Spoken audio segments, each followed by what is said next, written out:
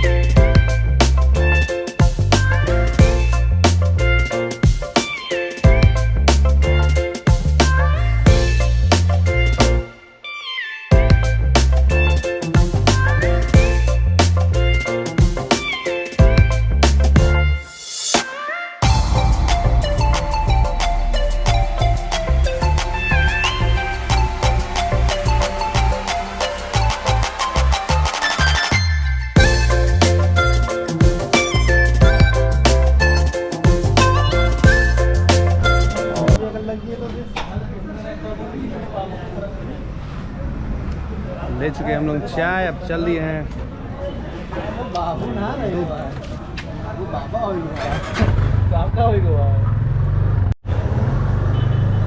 चल दिए हैं इमरान भाई की गाड़ी पे।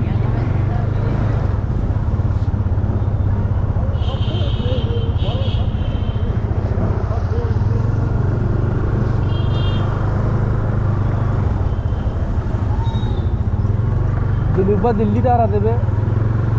हाँ, दिल्ली जा रहा था। अपने साथ हैं अजीम भाई।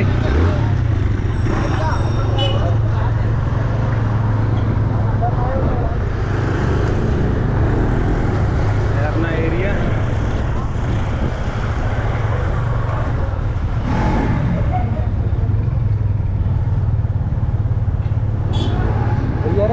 हाँ, आलू का लेके आए। तो आज का ब्लॉग यहीं ख़त्म होता है, छोटा सा। अब मिलते हैं अगले ब्लॉग में। सी यू देन, बाय।